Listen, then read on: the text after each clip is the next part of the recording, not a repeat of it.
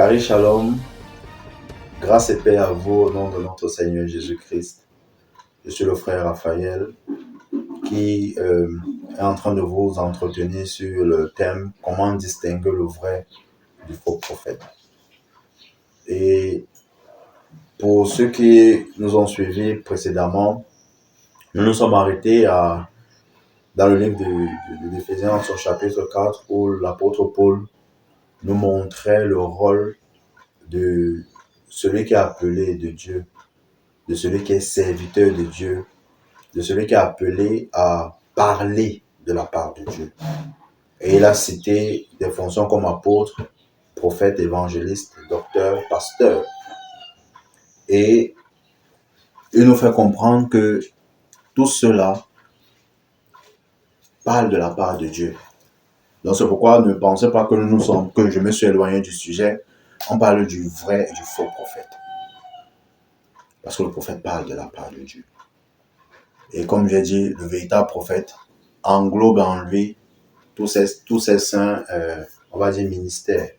Et l'exemple parfait, l'exemple type, c'est notre Seigneur Jésus-Christ. Alors, nous sommes arrêtés au verset 14, que je vais relire. Je vais me relire à partir du verset 13. Ainsi, nous parviendrons tous ensemble à l'unité dans la foi et dans la connaissance du Fils de Dieu, à l'état d'adulte, à un stade où se manifeste toute la plénitude qui nous vient du Christ. À un stade où se manifeste toute la plénitude qui nous vient du Christ. Verset 14. De cette manière, nous ne serons plus de petits enfants ballottés comme des barques par les vagues et emportés ça et là par le vent de toutes sortes d'enseignements à la merci d'hommes habiles à entraîner les autres dans l'erreur. Vous voyez, la fonction justement, le rôle du prophète de Dieu, c'est d'amener ceux qui appartiennent à Dieu déjà à aimer Dieu, à le connaître. Parce que je l'ai précisé, tu ne peux pas servir quelqu'un que tu ne connais pas. Ce n'est pas possible. Pour que tu le serves, il faut que tu le connaisses. Et le rôle justement du prophète, celui qui parle de la part de Dieu, et rappelez-vous, il peut être apôtre, il peut être dit qu'il est évangéliste, pasteur, mais qu'est-ce qui est important? Est-ce qu'il attire mon cœur à Dieu? Est-ce que j'arrive à connaître Dieu? Est-ce que je connais Dieu? Est-ce que mon amour pour Dieu grandit? Mon amour pour Dieu augmente de jour en jour. Chaque fois que j'écoute cette parole-là, mon amour pour Dieu grandit et me donne de vouloir donner le maximum, le meilleur de moi pour honorer ce Dieu qui m'aime, pour essayer de lui rendre l'appareil. Parce que la parole de Dieu déclare que il nous a tant aimé qu'il a donné son unique, son Fils, afin que ceux qui croient en lui ne périssent pas, mais qu'ils aient la vie éternelle.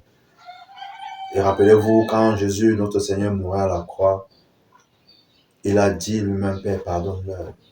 Ils ne savent pas ce qu'ils font. Il a été percé, il a été insulté, méprisé. On a craché sur lui. Il a été fouetté à cause de nos bêtises, de nos erreurs. Il nous a pardonné. Il est mort, il a pris notre place. Quel grand amour encore. Quelle autre preuve nous voulons? Il a donné sa vie pour vous. Il a fait l'échange. Si vous lisez Lévitique 16, il a fait l'échange. Il a pris nos imperfections. Il a pris nos impuretés. Il a pris nos souillures, nos mess-up. Il a pris toutes nos bêtises et il nous a donné sa pureté, il nous a donné sa sainteté. Il nous a donné sa gloire. Quelle autre preuve d'un grand amour? Maintenant, il faut comprendre. Il faut qu'on soit enseigné sur cette œuvre de la croix. Sur ce que cela signifie pour nous. Alors, en recevant cet enseignement-là, nous ne pouvons pas être entraînés à tout vent de doctrine. Ça veut dire que si je suis enseigné de la parole de Dieu, je saurai quand quelqu'un qui est faux me parle. Je saurai. Parce que J'ai la connaissance de la vérité. Je sais ce que Dieu pense de moi. Je sais ce que Dieu dit me concernant. Alors quand un malfaiteur viendra, par le Saint-Esprit, je saurai qu'il ne vient pas, qu'il n'est pas de Dieu. Je saurai qu'il n'est pas de Dieu. Comme cette histoire qui m'a été racontée une fois, à savoir des hommes qui travaillaient dans une usine, voilà, de fabrication de billets. Et eux, ils fabriquaient de bons billets.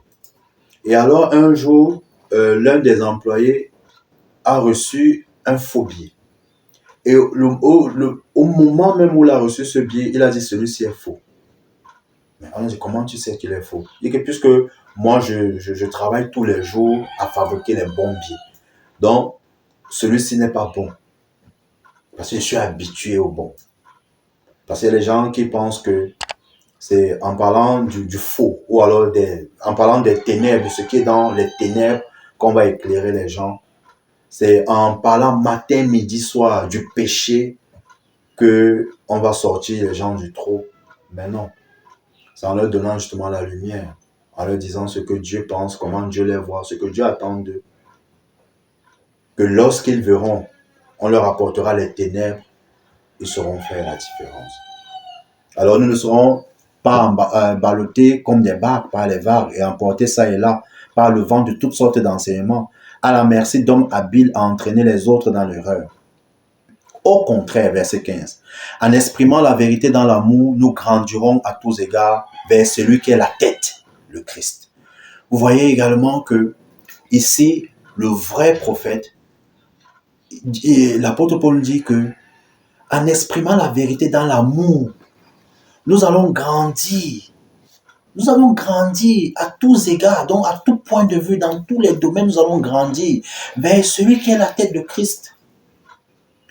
Donc, le vrai prophète nous amène à aimer davantage, à grandir dans la connaissance, dans l'amour de Christ.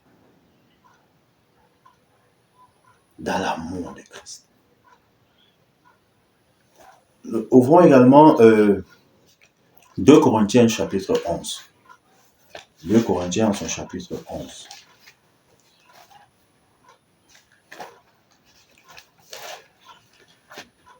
Voici ce que l'apôtre Paul dit à partir du verset 1. Ah, j'aimerais que vous supportiez aussi de ma part un peu de folie. Oui, supportez-moi. Car j'ai pour vous un amour qui ne tolère aucun rival et qui vient de Dieu lui-même. Je vous ai en effet fiancé à un seul époux pour vous présenter au Christ comme une jeune fille pure. Oui, l'apôtre Paul dit ici aux Corinthiens, parce qu'il y a une crise entre les Corinthiens et Paul. Parce qu'il y a des gens qui sont passés après que Paul, parce que c'est Paul qui avait établi l'église de Corinthe. Et il y a des gens qui sont passés, qui s'appelaient super apôtres, ou alors super prophètes, et qui sont venus saboter l'œuvre que Paul avait accomplie à Corinthe. Donc il y avait une crise entre les Corinthiens et Paul. C'est pourquoi Paul écrit cette lettre. Et maintenant, dans ce chapitre-là, il a dit, je vous ai fiancé. D'autres versions vont dire, je vous ai marié à un seul époux, Christ. Donc, le but pour lequel j'étais au milieu de vous, c'était pour vous unir à Christ. C'était pour vous marier à Christ et vous présenter comme une jeune fille pure. D'autres versions disent vierge, qui n'a jamais commis de faute. Parce que justement, à la croix, Jésus-Christ, justement, s'est chargé de nos fautes, de nos péchés, pour nous rendre purs comme lui. Il dit, je vous ai fiancé à un seul époux pour vous présenter au Christ comme une jeune fille pure. Verset 3. Or, j'ai bien peur que vous laissiez votre esprit se corrompre et se détourner de votre attachement sincère et pur au Christ, comme Ève s'est laissée séduire par le mensonge tortueux du serpent. Oh, l'apôtre Paul parle du fait qu'ils se sont laissés détourner, corrompre, de la même façon que le serpent avait séduit Ève. Par la grâce de Dieu, nous verrons le mystère sur le jardin d'Éden. Et qui est ce serpent? Et qui a détourné les Corinthiens. Qui les a corrompus? Comment est-ce qu'il les a corrompus? Nous le verrons à la suite de cette vidéo.